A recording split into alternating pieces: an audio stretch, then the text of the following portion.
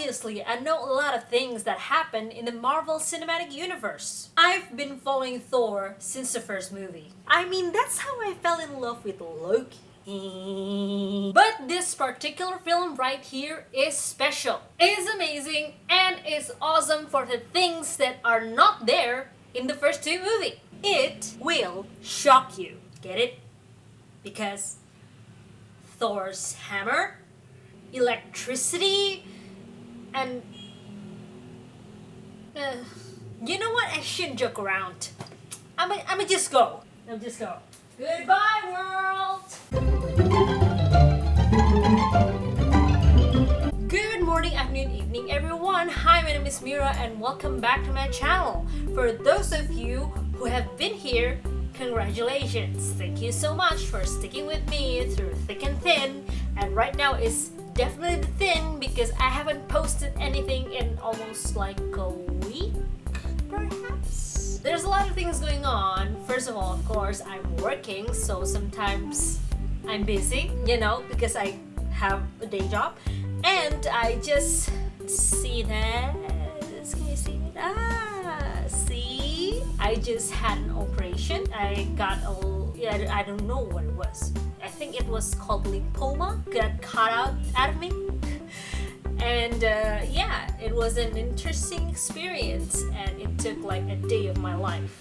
Well, half a day, even though the lymphoma itself is like a jelly bean. But anyway, that's what's happened, and right now I am talking to you guys. I'm trying to show you, or show you my review of Thor Ragnarok. So I hope you like it, and I hope you stay. I'm very sorry for the late video, as always.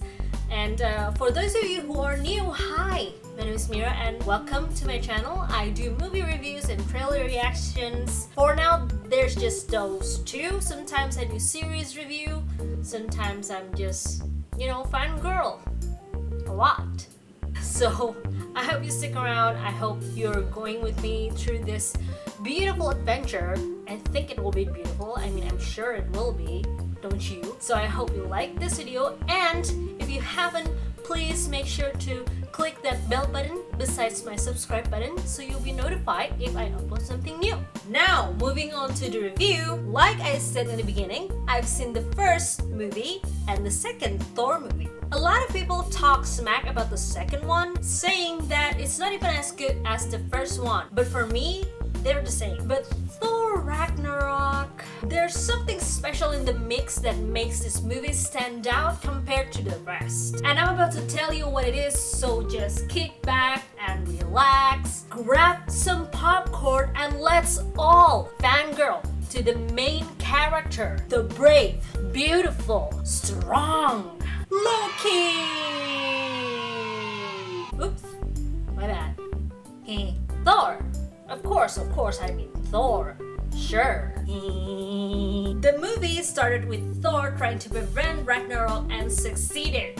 Or so he thought. But he returned to Asgard only to figure out that Odin is not actually Odin. It's his long-lost assumed dead brother, Loki. Angry beyond belief, Thor asked Loki where he put their father, and that pushed them back to Earth. They found their father with the help of none other than Doctor Strange, but unfortunately no good news came from Odin whatsoever because he is dying. And Odin informed the brothers that his death will release Hela, Loki and Thor's older sister, and she eventually rule Asgard, since she is the rightful ruler of the realm. I think all of you know what happened next. Chaos ensues, Hela demanding her throne, and Thor ended up fighting with Hulk.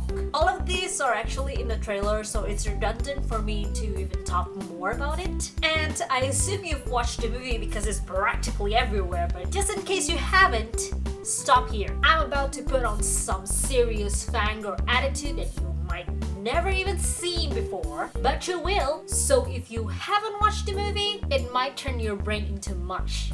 Just precaution. I'd say don't take any risk. So stop if you haven't watched it.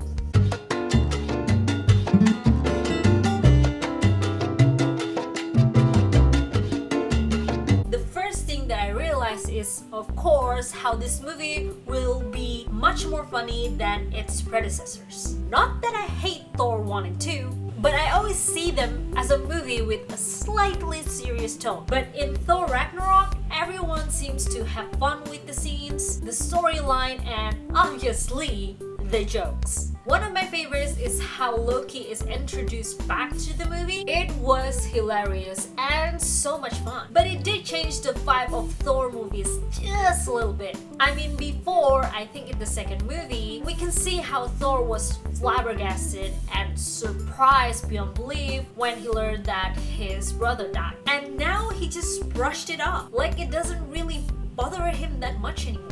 The difference is just very clear, that's all. Also, I've noticed the differences between certain scenes in a movie. In some parts, the scene can be very serious or heartfelt. Like when Odin died or when Hela stormed the throne room and cracked the ceiling. But on others, I think there's like a special moment when the actors just given carte blanche and they can do anything that they want in the scene, for comedic purposes, of course. For example, when Thor and Hulk were in the same room shouting at each other, or when there's a certain cameo of people doing a play which consists of pretty starting stars apparently, and Loki/Odin just sit there and watch it with fellow Asgardians. These are just some of the comedic scenes.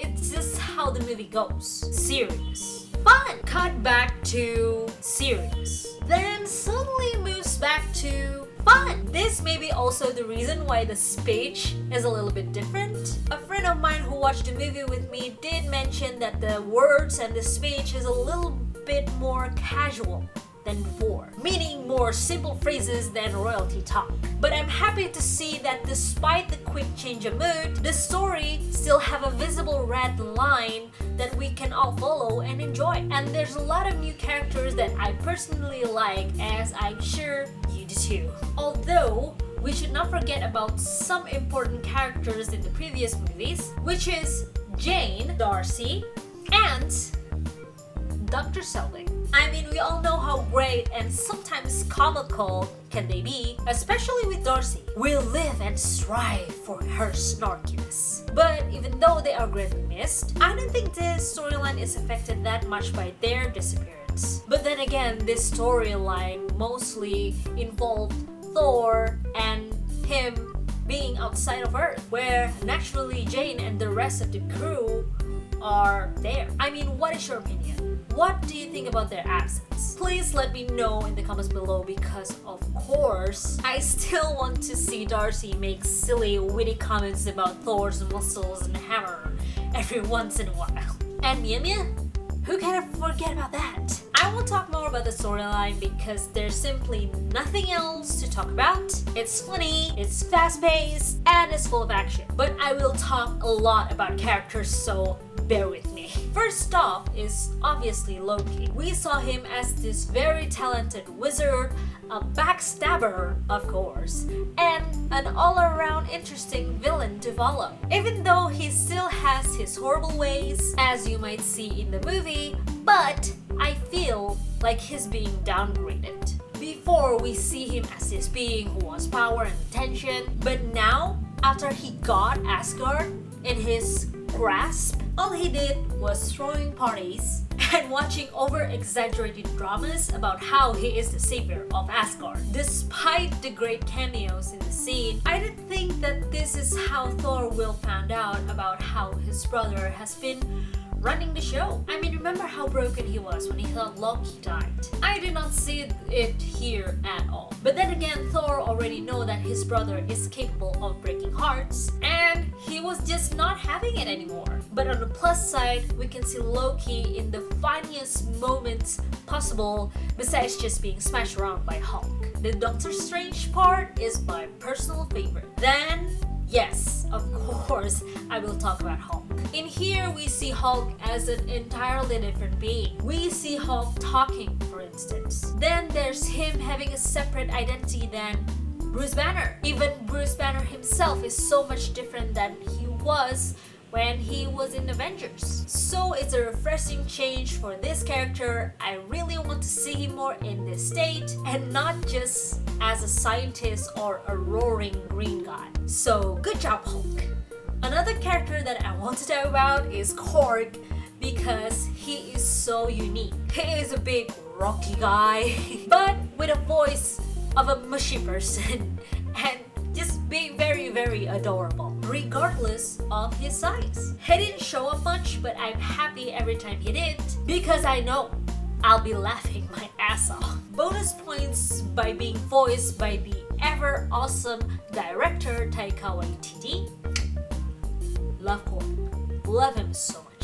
The last character that I want to talk about is the great Valkyrie herself. She is a new character with the most complete backstory, or at least that's how I see it, because everyone will learn that she's an Asgardian but decided to leave her home because of the tragedy that killed all of her Valkyrie sisters. She has a promise of a great and deep character, but she is also the least explored one. I mean, I'll overlook the killing of Volstagg, Fandral, and Hogan. If this particular Asgardian has a great story, but she doesn't have one, so how can you kill those characters? How? Okay, anger complete. I'm not even going to talk about Hela much because let's be real, she's already a perfect character. No room for critic or even comment. Now, should you watch it? What do you think? I'm a Marvel fan. This is a great Marvel movie. If Thor Ragnarok is a type of food, I'll probably feed it to you until you are very full. Or puked. Hopefully not the latter. Anyway, it's an excellent movie. You'll love it. If I don't stop here, I'll probably never stop because I have so many favorite scenes. Thor trying Nat's thing on Hulk, Thor getting smashed by Hulk, Thor getting hit by a ball, all the fun things. All of it! We need to see more of those things! Seriously, if you haven't watched it by now, you should. So that is all I have for you guys today. Thank you so much for watching. Don't forget to comment, like, and subscribe. And again, I appreciate your enthusiasm and your patience for me. Oh, I love you guys so much.